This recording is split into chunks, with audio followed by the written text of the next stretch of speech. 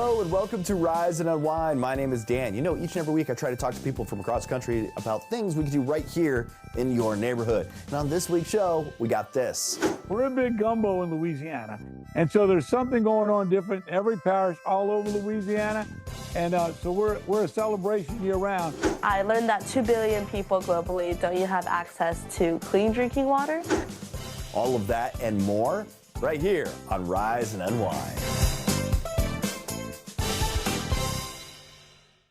From the moment life begins, the first 1,000 days are critical to a baby's growth and development. Nutrition plays a major role ensuring those early years set the foundation for lifelong health. So today, we're joined by Lauren Manaker, a dietitian and certified lactation education counselor, and to share insights on how moms and kids get the nutrition they need during this critical period. Lauren, welcome to the show. How are you? I'm well. Thank you for having me. So can you break down the first, we'll start 1,000 days and explain why they're so important for a baby's development? Absolutely. So the first 1,000 days start at the day of conception and it ends on the child's second birthday. And during this stage, the brain grows more rapidly than during any other time in the human's life. And it is dependent on certain nutrients that support the development of building blocks for cognitive abilities, motor skills, and social and emotional development. So as parents, we want to start kids out on the right foot, right?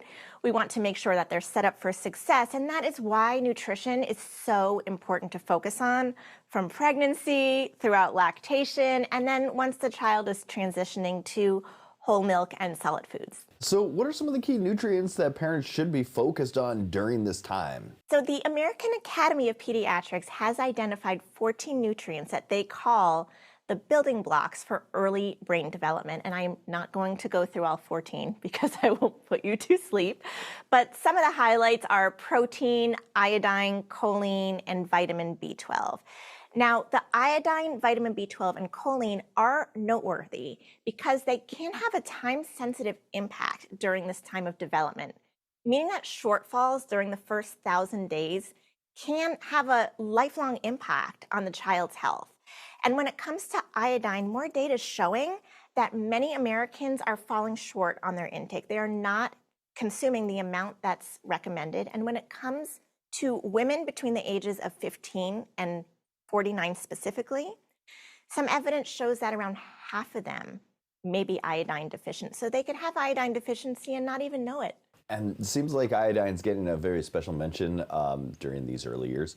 So why is it so critical? So iodine supports the structural formation of the brain, and it's necessary for nerve cells to grow, develop, and create connections with one another.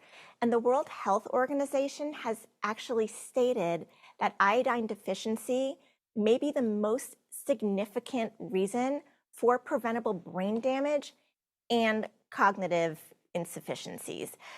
There is ample data now showing that there is a big chunk of pregnant women, around 60% of pregnant women, may have iodine deficiency, and other data is showing us that prenatal vitamins don't always have iodine. One study showed us that among prenatal vitamins that were studied, 40% had no iodine.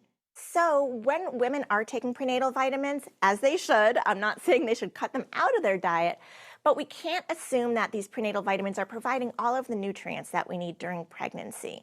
We still do need to focus on those whole nourishing foods. Things like dairy milk, lactose-free dairy milk they're both an excellent source of iodine. And what are some practical food ideas for moms and kids to try to include during their first 1,000 days? So the dairy milk, both lactose-free and the original dairy milk, both contain 7 of those 14 nutrients that the American Academy of Pediatrics identified as those building blocks for early brain development. Dairy milk's such an easy thing to include in so many diets.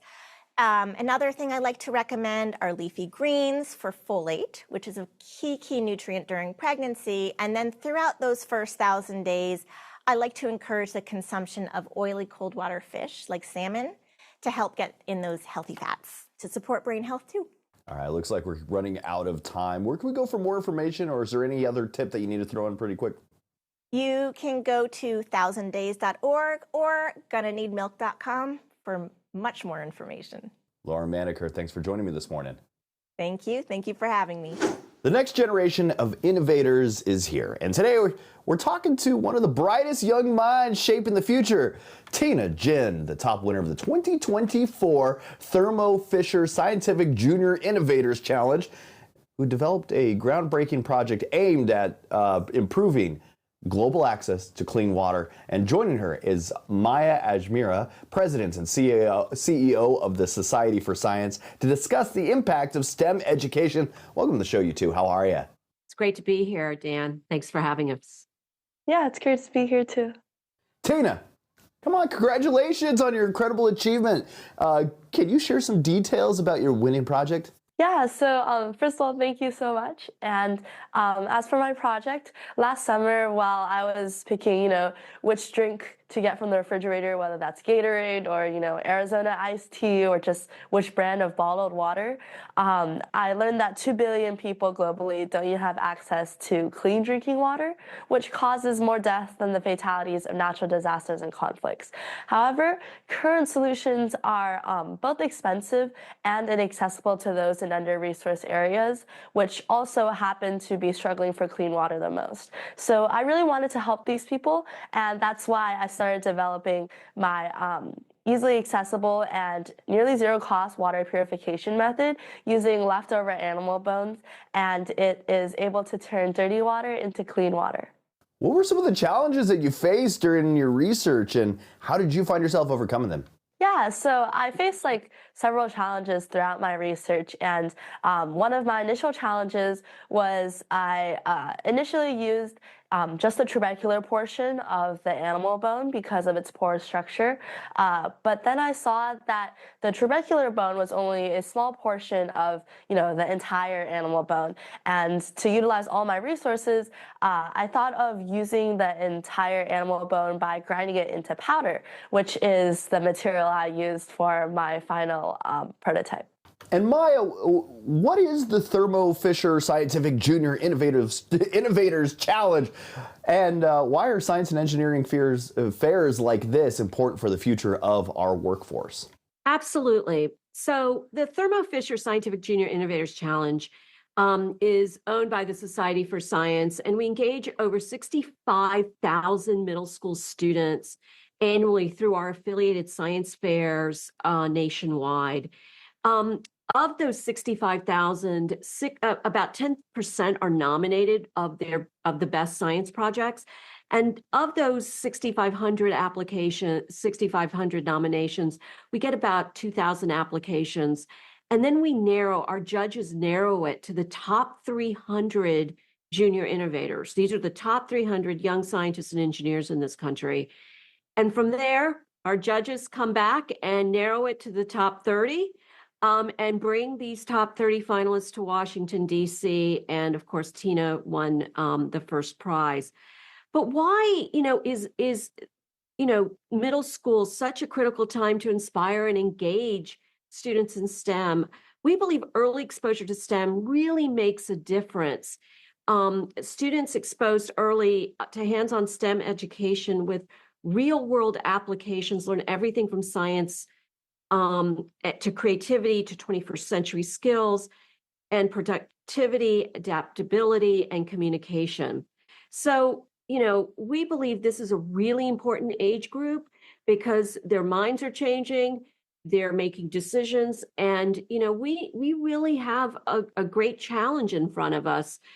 By 2030, we're going to need more than 1 million STEM jobs.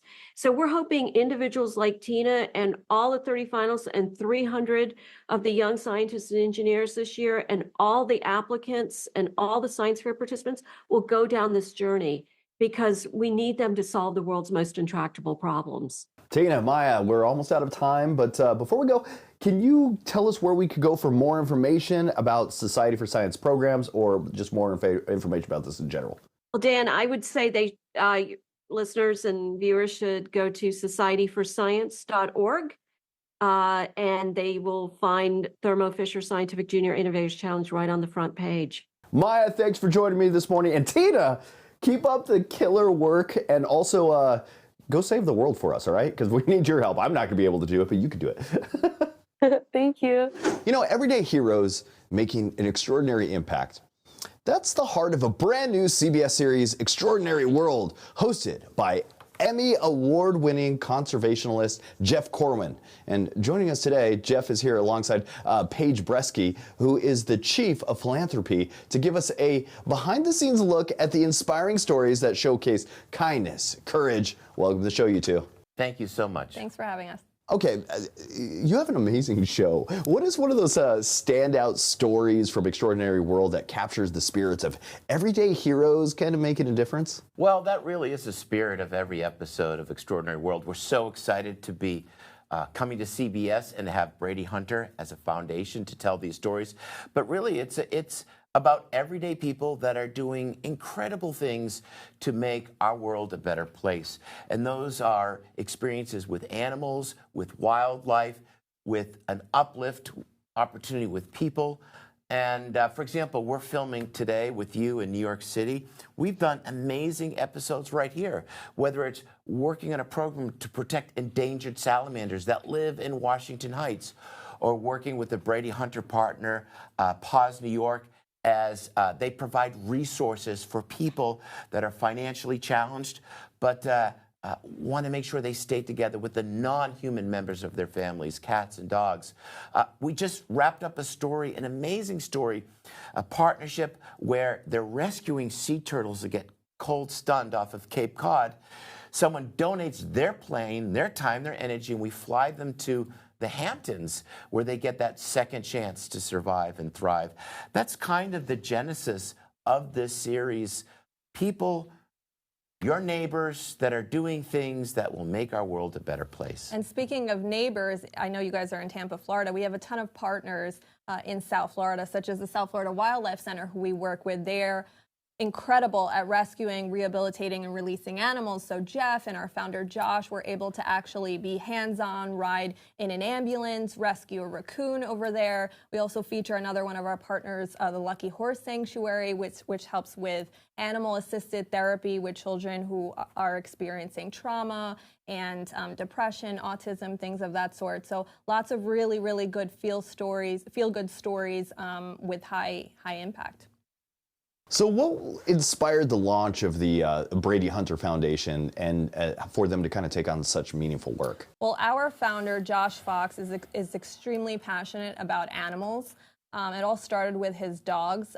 He had a dog for 16 years named Brady, who sadly passed away. And he now has his brother Hunter, who is always by his side and seen in a couple of episodes, actually.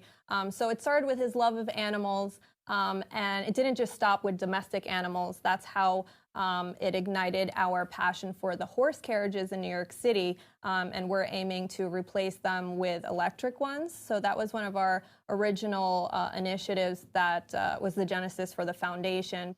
So how does the mission of Extraordinary World kind of align with the Brady Hunter Foundation? Well, Brady Hunter is our partner in story development and delivering the journeys that are exciting and come every weekend on CBS. But it's like anything. When you make a show, it's a new TV series, there's incredible challenges, a lot of pressure. There's a lot of talent that comes together, and we just have a bowl of great idea noodles. And we throw those noodles on the wall and we see which amazing one's going to stick. What partners with what? Because we have an embarrassment of riches of stories to tell, but a very finite medium to do it. So it's how do we exercise those muscles? We take those stories together, and it's finding that nice match, that nice balance of the uplift human story about animal advocacy, about protecting nature. For me, the biggest revelation I've had in my long journey as a conservationist, as an author, as a television presenter, is that when you go to a place where the society is broken and challenged, you often find a broken wild place. Nature is broken.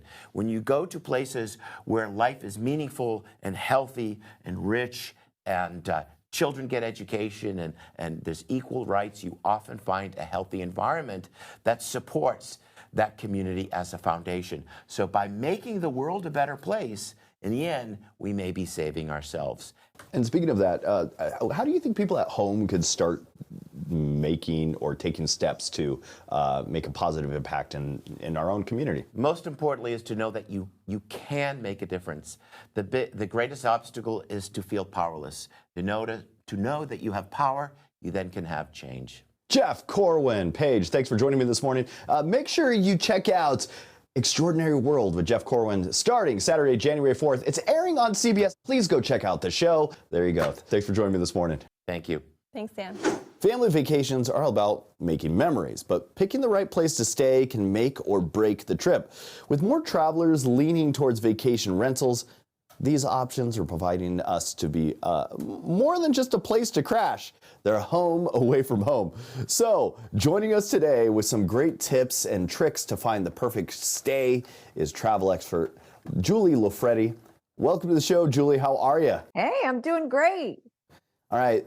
So when does it make more sense to choose a vacation rental over a hotel?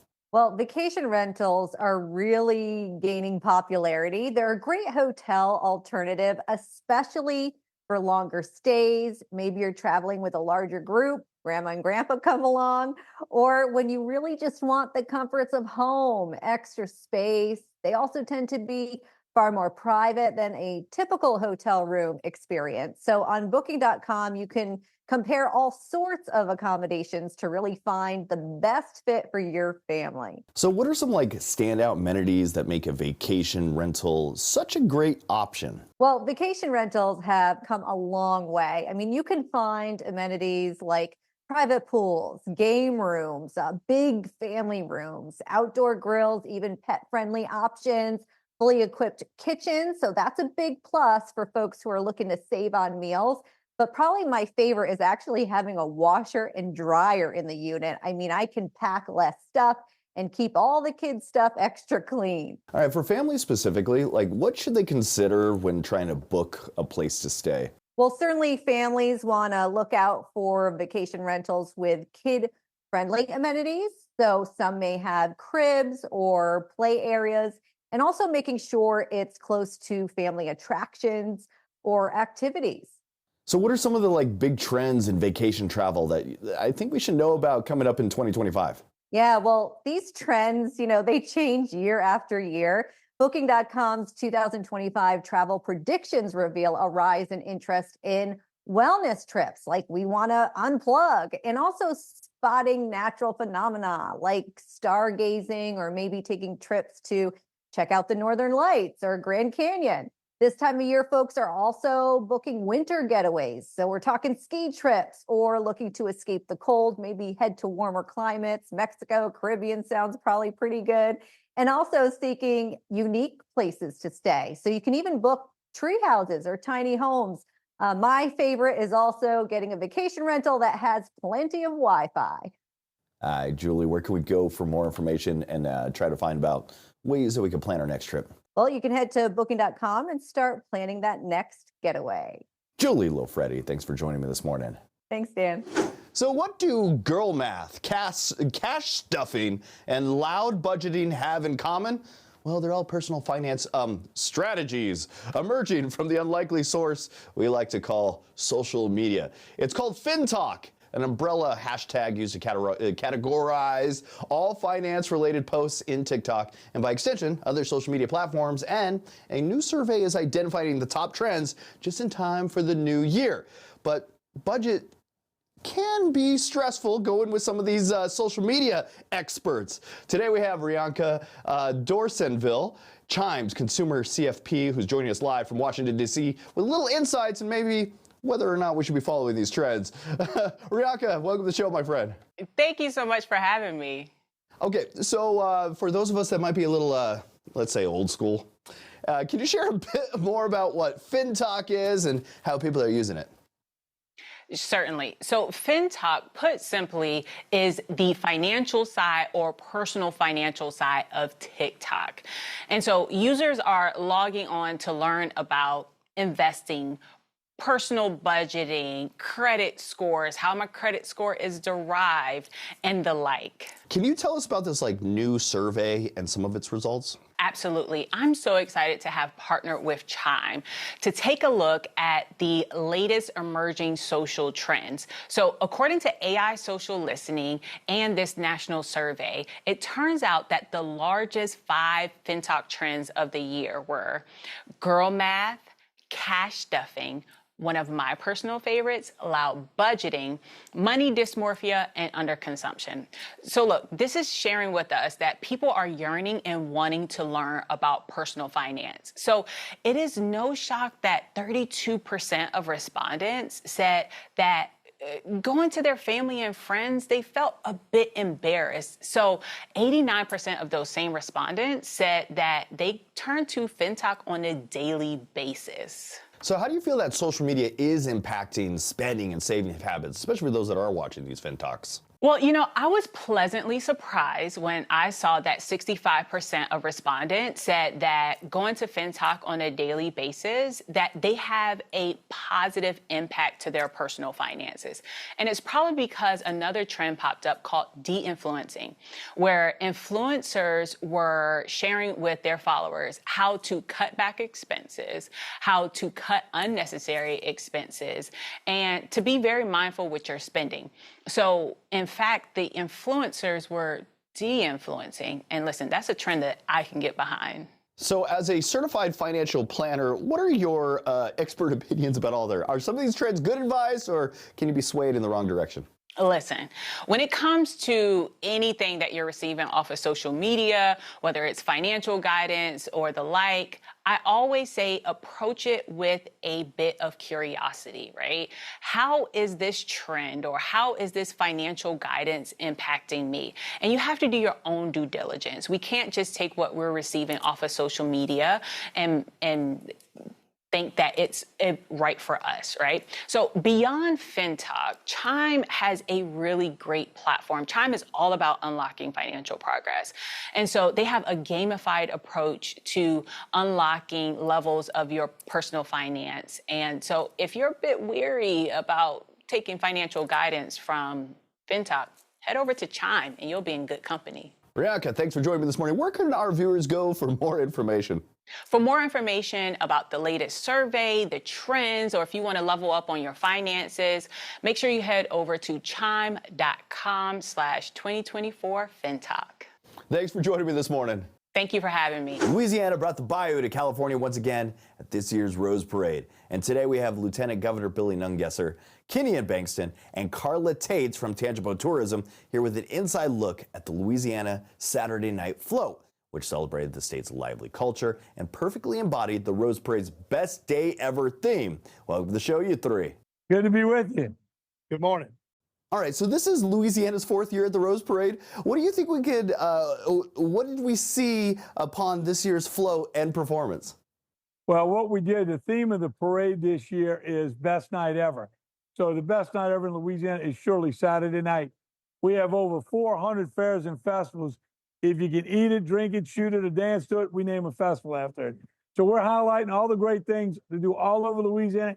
And Tangible Hope Parish surely has their share of these fairs and festivals. So what inspired Louisiana to become part of the Rose Parade tradition to begin with? Well, coming out of COVID, we were looking around the country. What do we do to get tourists back to Louisiana? What do we do better than anyone? We throw a parade, Mardi Gras. So we looked around the country and found the Rose Parade. And by putting a float in this parade and highlighting the culture, the music, the food, we get people hungry for Louisiana and luring them back to Louisiana. And the parade's theme is Best Day Ever. How does Louisiana put this unique spin on that? So the best day ever in Louisiana is going to be a Louisiana Saturday night. In Tangible Hope Parish, you're going to spend those nights at one of our many festivals, gathered around a table where we're feeding you some of our delicious seafoods. And so you're going to find a great day in Louisiana on a Saturday night. What makes for the perfect Louisiana Saturday night? It's more or less sitting around a campfire or sitting around a TV watching LSU play football and eating some good jambalaya and gumbo. And we like to say it don't get no better than that. So what are some of the highlights from your region that you were extremely excited to showcase in the parade? So we are known for our food and our culture and our festivals. Strawberry Festival in our area is one of the largest in Louisiana. So every year in the spring and April, we invite everyone out to come and join us in Ponchatoula, Louisiana. And throughout the year, we are celebrating our heritage, whether it's our Italian, Sicilians, our oysters. And we have the oldest fair in the state in Louisiana. So it's always something to do in Tangipahoa Parish. And can you share us a little bit about the rider that represented your area and how were they chosen? Sure. We selected this year Kenyon Bankston. He is a lifelong resident of Tangipahoa Parish, and he is with Southern Boys Outdoors. He has done a tremendous job traveling around, giving back, volunteering. I think they've just come back from feeding a lot of folks from the storms that had passed through. And we just felt like he was a true representative of what Louisiana has to offer, the hospitality that we put out there. And it's all about our people. We have such special people. And so for the Lieutenant Governor to give us this opportunity to put our parish on this stage was tremendous. And that's why we selected Kenyon. So what is a best day ever experience that is in your part of Louisiana? Well, let me tell you, all over Louisiana, we have parishes, not counties, 64 parishes. And each one of them has a unique Mardi Gras celebration, unique fairs and festivals, unique restaurants. We're a big gumbo in Louisiana. And so there's something going on different in every parish all over Louisiana. And so we're a celebration year round, but Saturday night's really special in Louisiana. And this is kind of a massive national spotlight for you guys. What kind of exposure did you get and what does it mean for your region? Well, it's about a $40 million earned media from this event. It's the interviews leading up to the parade. It's the decorating. We found a little old lady here in Pasadena from New Orleans who owns a beignet truck. So we had hot beignets like you get in New Orleans for everybody, decorate all the floats. And then we feed great Louisiana seafood to everybody. So Louisiana really steals the show here in California for the week leading up to the parade. And not only that, you got the streets are lined with over 150,000 people lining the street just to watch the parade. Yeah, unlike in Louisiana where we throw throws for Mardi Gras, all you can do is wave here. They don't let us throw anything. That works. So where can people go for more information about maybe learning more about Louisiana and maybe booking a trip and checking out some of the events and all the good stuff you guys have out there? ExploreLouisiana.com will take you everywhere you want to go. And come see us in Louisiana. Hey, thank you three for joining me this morning. Happy New Year. And that's it for Rise and Unwind. I want to thank you for tuning in and checking out the show. If you actually want to be on the show, go to our website, riseunwindtv.com. Fill out the form, send us your information, and maybe you'll be on an upcoming episode. If you want to follow us on YouTube, that's at Rise Unwind TV. Make sure you like, comment, subscribe, click the notification bell so that you can get notified of upcoming episodes. And until next week, that was Rise and Unwind.